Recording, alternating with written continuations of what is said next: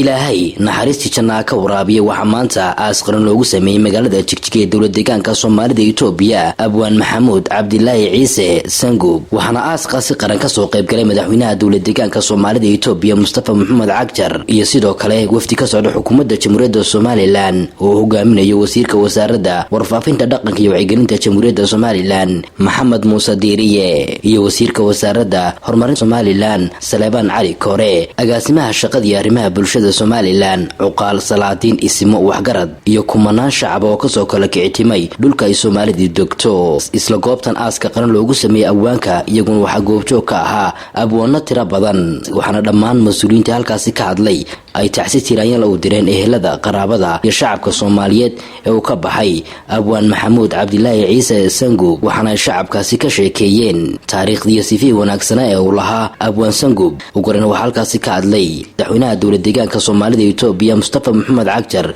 iyo sidoo kale wafdiga wasiirada ee ka socday xukuumadda Jamhuuriyadda Soomaaliland aan tacsi u diray dhammaan shacabka Soomaaliyeed ee Soomaaliya ku hadla meel bay joogaan eheladii iyo qaraabadii ka tagay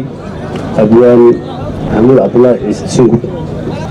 taariikhda Abwaan Sangu kulli si fiican baa looga hadlay dad aniga aqoon badan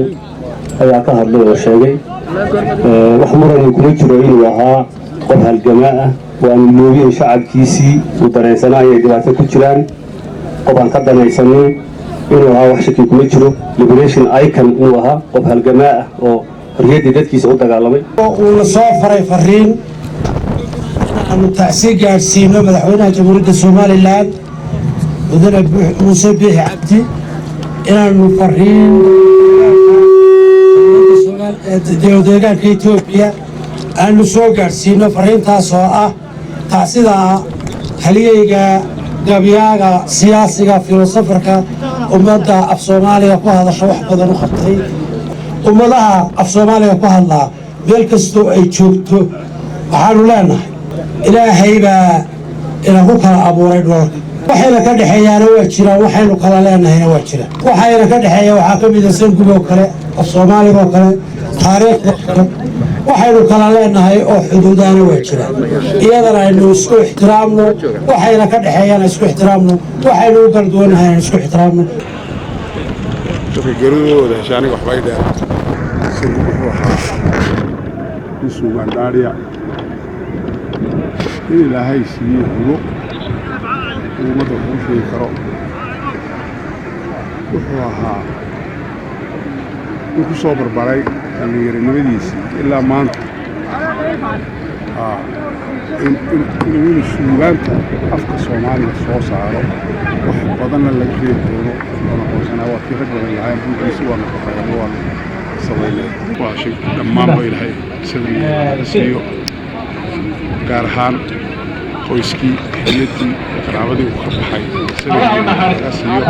sidoo kale waxaa halkaasi ka hadlay abwaano iyo dadkii ka agdhawaa Abwaan Sangu sakaraadka geerida mar haddaan la seegayn dadku mawdka sugayaan adduunyada salkeedana ruux sugnaanayaa jirin ilaahay ha u naxariisto Abwaan Maxamuud Cabdilaahi Ciise Sangu jannadii firdawsa Allah ka waraabiyo dadka af Soomaaliga ku hadla dhammaantiin samir iyo iimaan Allah ka siiyo ilaahu ducaan soo raacin fara badan ilaahu intaasoo milyan baa nahay ducadaan raacinay Allah uu naga aqbal ilaahay meel waasange dadkii ballaaran baanu ka nimid Soomaaliland oo madaxweyne soo diray Muuse Biixi Cabdi waqtigaas uu jiray golaha wasiirada golaha dhaqanka iyo waxa weeye abwaanadii iyo culimadii si fiican baan loo soo dhaweeyay tacsiirka maanta waanu dirnay markaana abwaan Soomaaliyeed ilaahay naxariisana ka waraabiyo qoyskii qaraabadii ku baxay samiri maana ka siiyo mar labaad iyo saddexaad abwaan qaran buu ahaa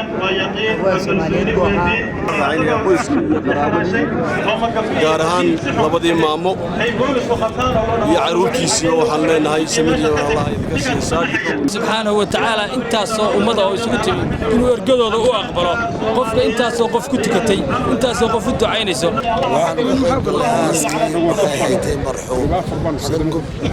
Allahumma naxariistee